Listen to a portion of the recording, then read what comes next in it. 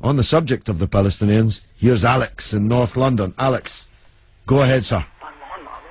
Hi George, I'm calling from North London. I've been listening to you for 3 months now. Okay. Never had the chance to speak to you. Okay. But I was just calling on. I was listening to you a couple of nights ago, and you were talking to these people, and they were saying that Israel, the Jews, did not have the right to gain Israel from the Palestinians. And I was just saying, throughout history, the Jews have been persecuted, obviously, from the Holocaust, and we were granted Israel as a result of this.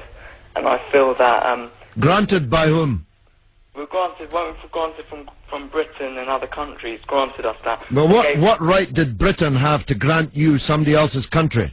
Well, it's due because we lost 6 million people... No. I'm not arguing about that. I'm going to come on to that. But what right did Britain have to grant you somebody else's country? We had the right because we lost 6 million people and we did not have a home. Well, yeah, I'm going to ask you for a third time. What right did Britain have to grant you somebody else's country? Well, they didn't. Well, they were giving us the right because it was they were basically gave us because of the. But they gave you somebody else's country. That's the point I'm making, Alex. Can you deal with it? Yeah, but the Jews have had to have also had to. They've dealt with this throughout history. Well, Alex, I don't know if you came on with a script and you can't deviate from it. Can you please answer that point? And we'll come to the Holocaust and who was responsible for it and who should have paid and what they should have paid for it.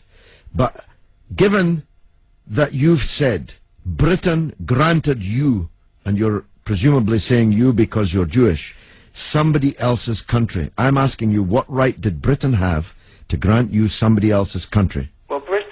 Britain, you could say they didn't have a right, but they came in and dealt with us and with the Jews having lost all these lives, and they basically granted us this land. Okay. Well, I see I'm getting nowhere on this, Alex, so let me deal with your overarching point. Maybe you're just not equipped to deal with the principal point that I have made.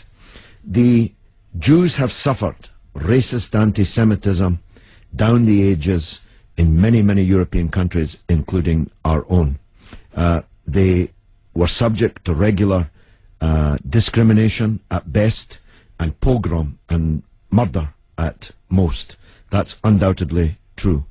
The one place in the entire world that Jews were neither discriminated against nor subject to pogrom was the Muslim world. In fact, so much was that the case that when Christianity came back to power in Spain, in Andalusia, in the western extent of the Islamic Empire, when the Muslims left, the Jews left with them because they feared the Christian anti-Semitism which would be unleashed in the wake of the departure of the Islamic civilization in the West. That's why so many Jews are to be found even today, and were to be found in profusion before the creation of the State of Israel, in countries like Morocco and along the North African coast, because under the protection of the Muslims, the Jews left Europe and went to live in North Africa.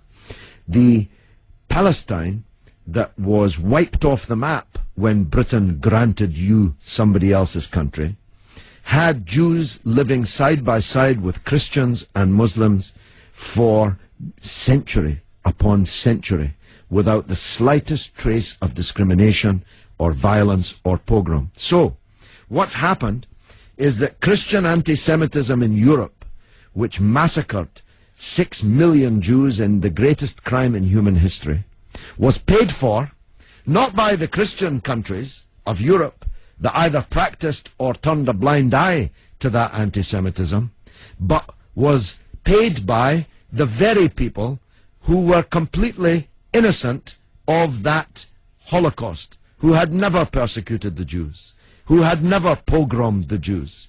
And that seems to me to add insult to the injury suffered by a people whose country was wiped off the map, who were dispersed into exile, to make way for a Zionist idea which was granted to European Jews, because these were the first settlers, granted to European Jews by Britain.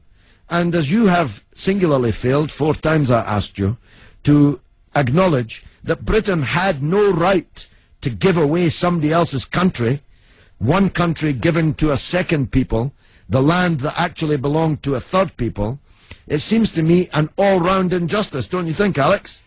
Yeah, I agree that they didn't so much have the right, but they were stepping in after the Holocaust to grant it to the Jews. But it was long before the Holocaust that Britain stepped in. Britain stepped in 1917 with the Balfour Declaration made by the British Minister Balfour on our behalf to a group of atheistic Zionist Jews. I make the point about atheism because it's now claimed that this is some biblical land right, as if God was an estate agent. The men to whom Israel was promised were atheistic Jews. They were not only not speaking for all Jews, they represented at that time in 1917 a tiny proportion of the world's Jews. Most of the world's Jews supported communist or socialist parties and ideas at that time.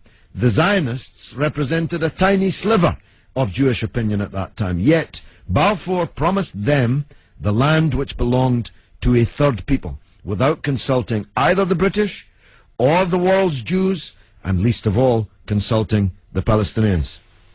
Okay, well, thanks very much for talking. Okay, Alex, thanks for listening, my friend.